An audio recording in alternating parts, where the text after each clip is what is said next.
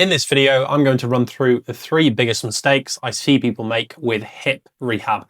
This could apply if you're struggling with hip mobility, pain in the front, side or back of your hip, or just weakness in your hips in general. The first biggest mistake is a lack of structured mobility. A lot of people spend hours and hours stretching or foam rolling with no significant results. This is mainly because they're missing 2 big players when it comes to hip mobility. They can't move their pelvis very well, and they can't move their femur very well. The femur is just your thigh bone between your knee and your hips.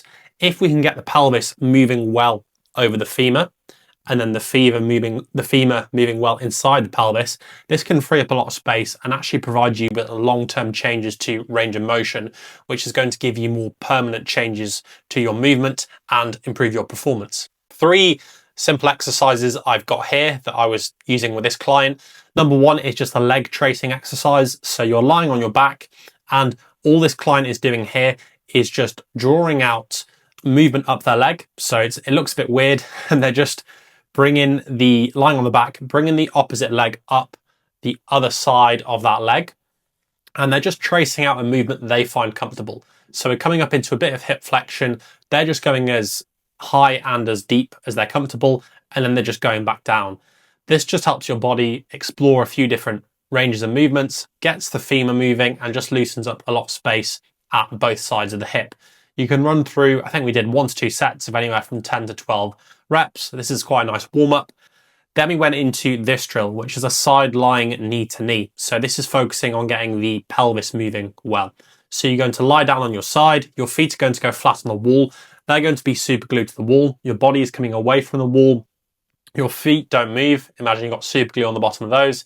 And then you're going to slide you're going to slide your top knee over your bottom knee. So you're going to shift that top hip over like he's doing. You're going to hold it in that position, and then you're going to try lift that bottom knee to tap the top knee. If you're doing this well, you'll know you're doing it right, because your groin and your glutes will be screaming. Like, it'll be really, really tricky to do. If you're not doing it correctly, most of the time it's because you haven't shifted that top leg over far enough. Here we did 2 to 3 sets of 5 reps on each side. The next exercise that we looked at for mobility throughout rehabbing his hip was a kickstand hinge. This improved his hip internal rotation, so the ability for his femur to internally rotate, and also got some length and some strength in the glutes. So we set up in this staggered stance. One hand goes into the hip crease, the other hand goes over the glute, and you get all your weight forward on whichever leg you're going to start with.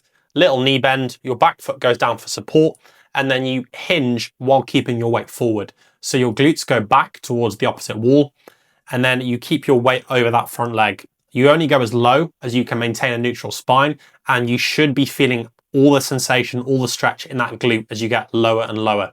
If you're feeling it in your hamstrings, it's probably because your weight is too far back. If you keep your weight far enough forward over the front leg and you don't lose that knee bend, it will all be glute. Hold in this bottom position for 3 to 5 seconds, and then use your glutes to stand back up before your knee straightens.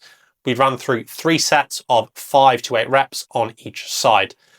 These can be done as part of a daily mobility sequence, or a minimum 3 to 4 times a week. The next biggest mistake I see people make with their hips is a lack of strength training. Now, a lot of people do conventional strength work, like they do potentially squats, deadlifts, things like that in the gym, but the hip can move in a lot of different ways. So it's important to actually load it in these different movements. A few things that people miss, a few big things people miss, is lateral movement. So we actually need to load the hip laterally. How do we do that? Well, to start with, we can do something that's called an overcoming isometric. So we can set up like this next to a wall, slight knee bend, and then you're going to push as hard as you can into the wall, very simply. This will light up all the muscles on the outside of your body. So the outside of your hip all the way down to your foot. And you can do 2 to 3 sets of a 5 to 10 second max push. This is going to prepare you for jumping, which we're going to get onto in a few minutes. But yeah, this is a really nice one to start with. And then some other good options for training the hip laterally are things like cable abduction and adductions. 2 to 3 sets twice a week, 10 to 15 reps. like RP 8 or 9. So that all that means is working very, very hard. And then obviously you have your more traditional stuff like split squats, heel elevated pistol squats we did with him, and then also working on other smaller muscle groups or just muscle groups that are neglected in the lower body, such as hamstrings, which we use a foam roller bridge for, and calves, which are also heavily neglected and people don't train them heavy enough. The final thing then is jumping. Jumping is a massive part of hip rehab, especially if you want to get back to sports or activities that require change direction and just they're explosive in nature. Even if you're not going back into a sport, this is just a good thing to have because there's actually more force going through your hip in a lot of these jumping movements than your traditional strength work. So it'll actually make your hip more resilient and you just feel a lot better, a lot more comfy day to day. So with this client, again, we did a lot of lateral bounding to work on some lateral movement, sitting into the hip, sitting into that side as we land and then pushing off, going the other way. We did these twice a week, nothing crazy, 2 to 3 sets of 5 to 10 reps. And then what we also did is these low box lunges. So again, this was twice a week, 2 to 3 sets, 10 to 12 reps. We also did some other plyos, but I haven't got the videos of those. But these two are really, really nice because a lot of people, again, they don't move laterally and side to side. So these can be a really nice one to add in, especially towards the back end of your hip rehab or as just mobility tools to improve your hip mobility and strength in deeper and different positions. With the strength stuff and the plyometric work, strength work 2 to 3 times a week, plyometrics 2 to 3 times a week as well. Mix and match these. They're going to be really, really good options. Any questions, just drop them in the comments down below. And if you're interested in working with me, just check out the top link down below as well. Take care. I'll see you in the next one.